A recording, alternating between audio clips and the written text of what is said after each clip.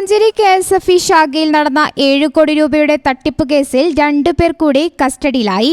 രണ്ടാം പ്രതി പാലക്കാട് തിരുവേഗപ്പുറ സ്വദേശി കോരക്കോട്ടിൽ മുഹമ്മദ് അഷ്റഫ്, പട്ടാമ്പി മണ്ഡലം യൂത്ത് ലീഗ് നേതാവും 4ാം പ്രതിയുമായ വിളത്തൂർ സ്വദേശി മുഹമ്മദ് ഷെരീഫ് എന്നിവരാണ് പിടിയിലായത്. തിരൂർ ഡിവൈഎസ്പി മുമ്പാകെ ഇരുവരും കീഴടങ്ങുകയായിരുന്നു. തുടർന്ന് പ്രതികളെ വളാഞ്ചേരി പോലീസ് സ്റ്റേഷനിലെത്തിച്ചു. ശാഖയിലെ ഗോൾഡ് അപ്രൈസർ കൊളത്തൂർ സ്വദേശി രാജിനെ കഴിഞ്ഞ ദിവസം വളാഞ്ചേരി പോലീസ് കസ്റ്റഡിയിലെടുത്തിരുന്നു. മറ്റു പ്രതികൾക്കായി പോലീസ് അന്വേഷണം ഊർജിതമാക്കിയതിനിടയിലാണ് ഇരുവരും കീഴടങ്ങിയത്.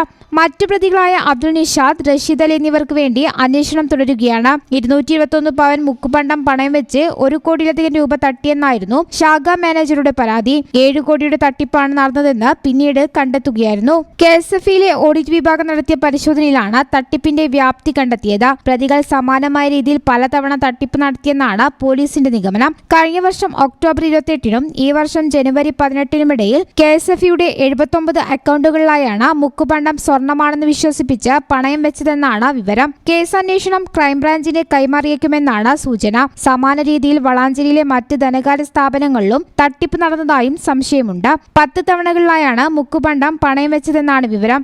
ചിട്ടിക്ക് ജാമ്യമായി നൽകിയ പണവും ഇതിലുണ്ട്. വളാഞ്ചേരി CI ബഷീർ ചിറക്കലാണ് അന്വേഷണത്തിന് നേതൃത്വം നൽകുന്നത്.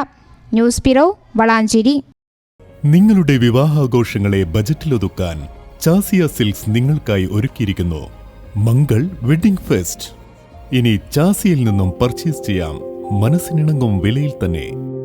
പട്ടുപോലെ പവിത്രമായ ഹൃദയബന്ധം. ചാസിയ സിൽക്സ്, വളാഞ്ചേരി.